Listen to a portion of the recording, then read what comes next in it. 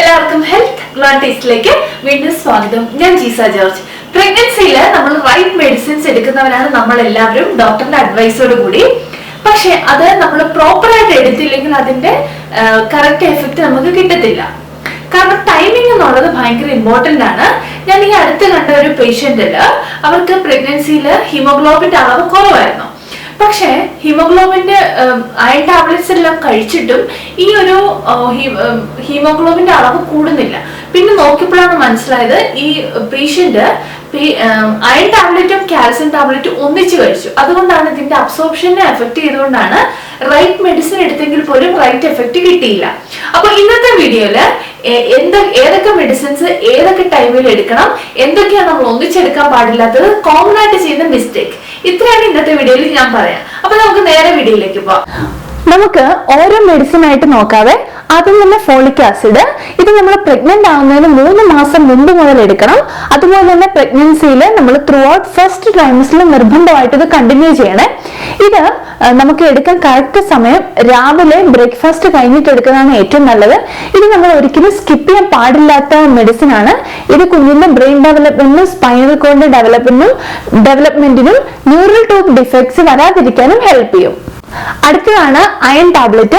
ഏറ്റവും കൂടുതൽ ആൾക്കാർ മിസ്റ്റേക്ക് ഉണ്ടാക്കുന്ന ഒരു ടാബ്ലറ്റ് ആണ് അയൺ ടാബ്ലറ്റ് കേട്ടോ. ഇത് നമുക്ക് 3 മാസം കഴിയുമ്പോൾ മുതലാണ് ഡോക്ടർ പ്രിസ്ക്രൈബ് ചെയ്യുന്നത്. ഇത് വെറും വയറ്റ് കഴിക്കുന്നതാണ് ഏറ്റവും നല്ലത്. നമ്മൾ ഫുഡ് കഴിക്കുന്നതിന് 1 മണിക്കൂർ മുമ്പ്, ഇല്ലെങ്കിൽ ഫുഡ് കഴിച്ചു കഴിഞ്ഞ് 2 മണിക്കൂറിന് ശേഷം, ഇങ്ങനെയാണ് ഇത് കഴിക്കേണ്ടത്. നമ്മൾ എംപ്റ്റി സ്റ്റൊമക്ക് കഴിക്കുമ്പോഴാണ് മാക്സിമം അബ്സോർപ്ഷൻ ഉണ്ടാവുക. പക്ഷേ ഈ ഒരു ടാബ്ലറ്റ് നമ്മൾ എംപ്റ്റി സ്റ്റൊമക്ക് കഴിക്കുമ്പോൾ നമുക്കിപ്പോൾ നോസിയ, വോമിറ്റിംഗ് അങ്ങനെയൊക്കെ വരുന്നുണ്ടെങ്കിൽ ലൈറ്റായിട്ട് ഫുഡ് കഴിച്ചു കഴിഞ്ഞിട്ട് ഈ അയൺ ടാബ്ലറ്റ് എടുക്കാം.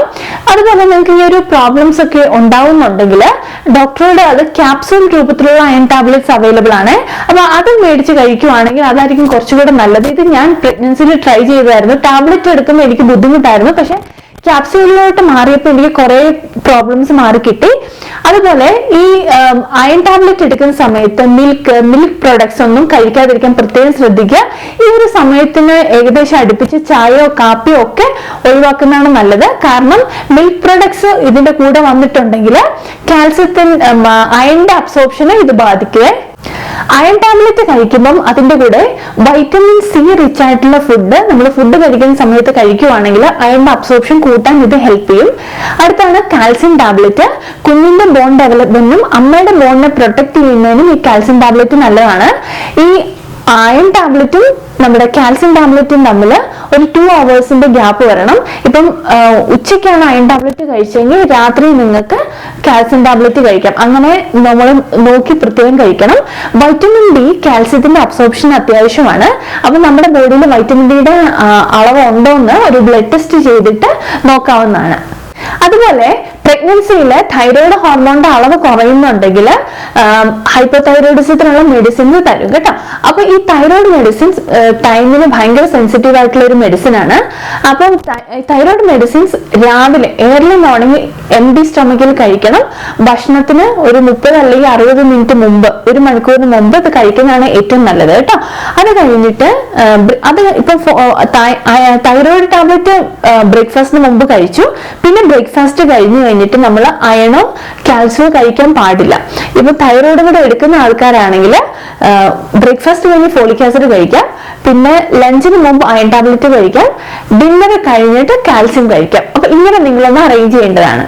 ഇനി പ്രഗ്നൻസിയിൽ ജസ്റ്റേഷണൽ ഡയബറ്റീസോ അതുപോലെ ഹൈപ്പർ ടെൻഷനോ ഉണ്ടെങ്കിൽ ഡോക്ടർ എങ്ങനെയാണോ പ്രിസ്ക്രൈബ് ചെയ്തിരിക്കുന്നത് അതുപോലെ തന്നെ അത് ഫോളോ ചെയ്യണം.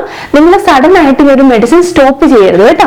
അതുപോലെ ഇപ്പൊ ഷുഗറിന് മെഡിസിൻ എടുക്കുന്നവർ ബ്ലഡ് ഷുഗറും, ഹൈപ്പർ ടെൻഷനും മെഡിസിൻ എടുക്കുന്നവർ ഹൈപ്പർ ടെൻഷനും റെഗുലർ ആയിട്ട് മോണിറ്റർ ചെയ്യണം. പിന്നെ ഇൻസുലിൻ അഡ്വൈസ് ചെയ്തവര് അവരൊരിക്കലും ഒരു മീലും സ്കിപ്പ് ചെയ്യാൻ പാടില്ല കേട്ടോ. അപ്പൊ അങ്ങനെ ആകുമ്പോൾ ഒത്തിരി ഫ്ലക്ച്വേഷൻ നമ്മുടെ ബോഡിയിൽ വരും. അതുപോലെ പ്രഗ്നൻസിക്ക് മുമ്പ് തന്നെ നിങ്ങൾക്കൊരു ക്ലിനിക്കൽ കണ്ടീഷൻ ഉണ്ട്. അതായത് epilepsy, PCOS, asthma, heart related problems, അല്ലെങ്കിൽ ഡയബറ്റീസ്, ഹൈപ്പർ ടെൻഷൻ, എന്ത് തന്നെ ആണെങ്കിലും നിങ്ങൾ പ്രഗ്നന്റ് ആവാൻ ഉദ്ദേശിക്കുമ്പോൾ അല്ലെങ്കിൽ പ്രഗ്നന്റ് ആയെന്ന് അറിയുമ്പോൾ ഈ മെഡിസിൻ ഒന്നും സഡൻ ആയിട്ട് സ്റ്റോപ്പ് ചെയ്യാനേ പാടില്ല കേട്ടോ. നിങ്ങൾ നിങ്ങളുടെ ട്രീറ്റ് ചെയ്യുന്ന ഫിസിഷ്യനോടും അതുപോലെ ഗൈനക്കോളജിസ്റ്റിനോടും കൂടെ സംസാരിച്ചിട്ട് പ്രഗ്നൻസിന് സേഫർ ആയിട്ടുള്ള ഒത്തിരി മെഡിസിൻസ് അവൈലബിൾ ഉണ്ട് എല്ലാ ക്ലിനിക്കൽ കണ്ടീഷനും. അപ്പൊ അതിലേക്ക് സ്വിച്ച് ചെയ്യാൻ വേണ്ടി പ്രത്യേകം ശ്രദ്ധിക്കുക.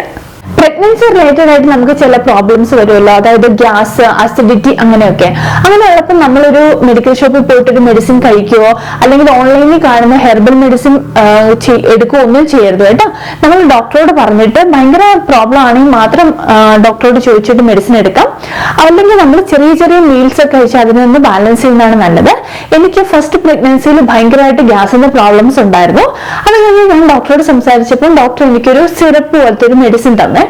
പക്ഷെ ഞാൻ അതിന്റെ ഇൻഗ്രീഡിയൻസ് ഞാൻ നോക്കുമ്പോൾ പ്രഗ്നൻസി കാറ്റഗറി എന്ന് പറഞ്ഞിട്ട് നമുക്ക് എല്ലാ മെഡിസിന്റെയും കിട്ടും. അതായത് കാറ്റഗറി എയും ബിയും പ്രഗ്നൻസിന് സേഫ് ആണ്, സി അത്ര സേഫ് അല്ല, പക്ഷെ എമർജൻസി ആണ് നമുക്ക് ഉപയോഗിക്കാം. ഡിയും എക്സും വളരെ നമ്മൾ ഭയങ്കരമായിട്ട് അവോയ്ഡ് ചെയ്യേണ്ട ഒരു കാര്യമാണ്. അപ്പൊ ഞാനത് നോക്കുമ്പോൾ അതിന്റെ ചില കണ്ടന്റ് കാറ്റഗറി ഡിയിലുണ്ടായിരുന്നു. അപ്പൊ ഞാനത് ഡോക്ടറോട് സംസാരിച്ചപ്പോഴാണ് ഡോക്ടർ അതിനെക്കുറിച്ച് ചിന്തിക്കുന്നത്.